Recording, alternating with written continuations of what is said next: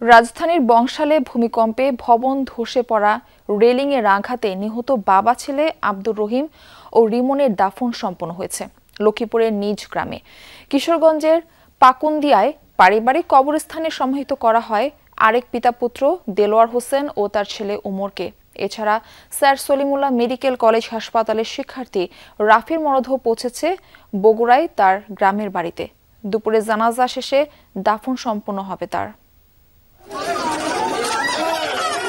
রাজধানীর বংশালে মাংস কিনতে বাবা আব্দুর রহিমের সাথে দোকানে গিয়েছিল ১৩ বছরের ছোট্ট রিমন।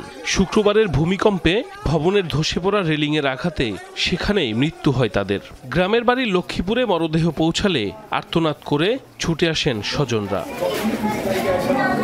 গাড়ি থেকে বাবা ছেলের মরদেহ নামানোর পর শোকে স্তব্ধ হয়ে পড়ে চারদিক। পরে বেলা ৯টায় সদর উপজেলার বশিকপুর গ্রামে আস-সুন্নাহ মাদ্রাসা ও মসজিদ কমপ্লেক্স মাঠে হয় তাদের জানাজা। এরপর পারিবারিক কবরস্থানে সমাহিত করা হয় পিতা পুত্রকে। আমার ভাই গতকালকে সকাল 10টা 15 মিনিটের সময় বাসা থেকে বের হয়। ভূমিকম্প হয় 10টা 36 কি 37। তখন আমার ভাই এবং আমার বাতিজা দুইজন স্পট ডেটে মারা যায়।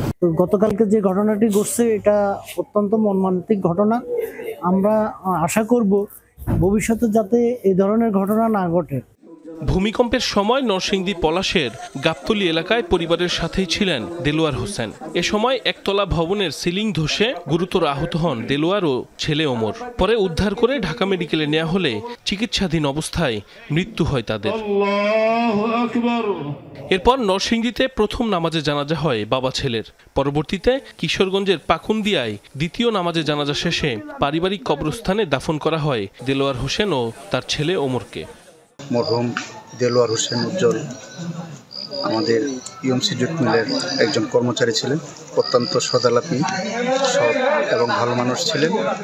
এদিকে ভূমিকম্পে নিহত স্যার সলিমুল্লাহ মেডিকেল কলেজের দ্বিতীয় বর্ষের শিক্ষার্থী রাফির মরদেহ নেওয়া হয়েছে বগুড়ায় নিজ গ্রামের বাড়িতে।